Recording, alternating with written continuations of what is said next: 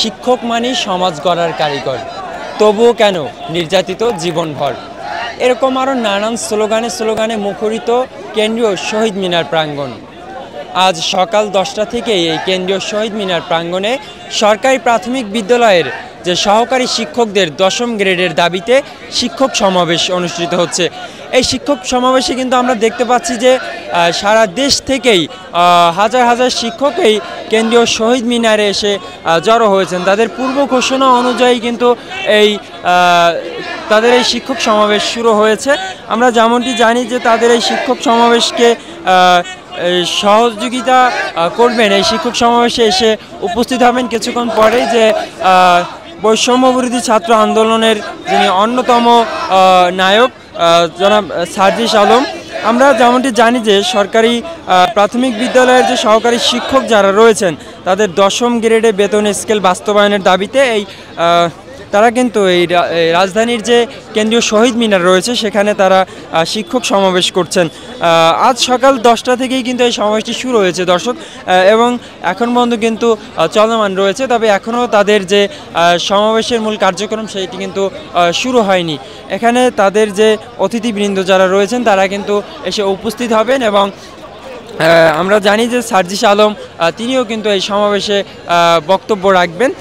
সমাবেশকে কেন্দ্র করে কিন্তু বাংলাদেশের প্রতিটি জেলা এবং প্রতিটি প্রত্যন্ত অঞ্চল থেকে কিন্তু এই প্রাথমিক বিদ্যালয়ের শিক্ষক যারা রয়েছেন তারা কিন্তু এখানে এসে জড়ো হয়েছেন। এমনকি আমরা যেমনটি দেখতে পাচ্ছি যে তারা কিন্তু বিভিন্ন স্লোগান দিয়ে যাচ্ছেন যে এক দফা এক দাবি, শিক্ষকদের 10ম গ্রেড জেগেছে জেগেছে, শিক্ষক সমাজ জেগেছে, আমার সোনার বাংলায় বৈষম্যের ঠাঁই নাই বলে কিন্তু স্লোগান দিচ্ছেন। এবং আরও নানান স্লোগানে কিন্তু এই মুখরিত কেন্দ্রীয় শহীদ মিনার প্রাঙ্গণ। আমরা কিন্তু সেটিই দেখতে পাচ্ছি যে এখানে সারা দেশ থেকে হাজার হাজার শিক্ষক কিন্তু এসে জড়ো হয়েছেন এই কেন্দ্রীয় শহীদ মিনারে। তাদের যে দাবি যে 10ম গ্রেড বাস্তবায়ন করতে হবে, সেই দাবি আদায়ের লক্ষ্যে কিন্তু তারা সারা দেশ থেকে এখানে এসে উপস্থিত হয়েছেন। তারা কিন্তু বলছেন যে শিক্ষক সমাজকে যে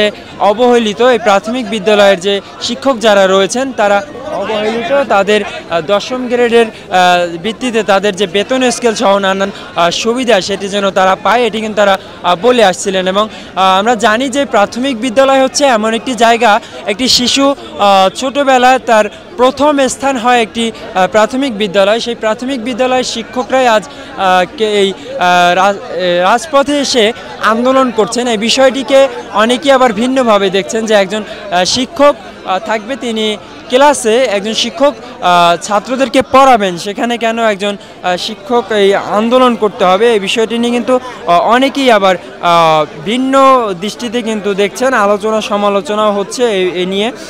জানি যে শিক্ষকদের যে 10ম গ্রেড, এই 10ম গ্রেডের দাবিতে কিন্তু তারা এই শিক্ষক সমাবেশ করছেন। তাদের যে দাবিগুলো রয়েছে সেগুলো কিন্তু তারা জানিয়েছেন।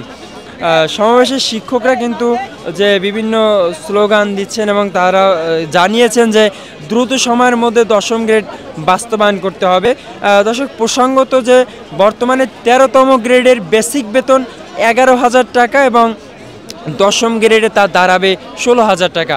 বর্তমানে তারা যে এই 13তম গ্রেডে রয়েছেন সেই 13তম গ্রেডে তাদের বেতন হচ্ছে 11,000 টাকা। এটিকে কিন্তু তারা দ্রুত সময়ের মধ্যে যদি এই 10ম গ্রেডে নিয়ে আসা হয় তখন তাদের বেতন হবে 16,000 টাকা। দর্শক, কিন্তু দেখতেই পাচ্ছেন যে কেন্দ্রীয় শহীদ মিনারে যে সারা দেশ থেকে আগত যে শিক্ষকদের যে সমাগম সেটি কিন্তু এখানে লক্ষ্য করা যাচ্ছে। কয়েক হাজার শিক্ষকের যে সমাগম হয়েছে এখানে, আমরা কিন্তু সেটি স্পষ্টভাবে দেখতে পাচ্ছি। সকাল থেকেই ভোর থেকেই কিন্তু শিক্ষকরা জড়ো হয়েছেন এই কেন্দ্রীয় শহীদ মিনারে। এখন পর্যন্ত কিন্তু তাদের এই চলমান রয়েছে তাদের এই সমাবেশ।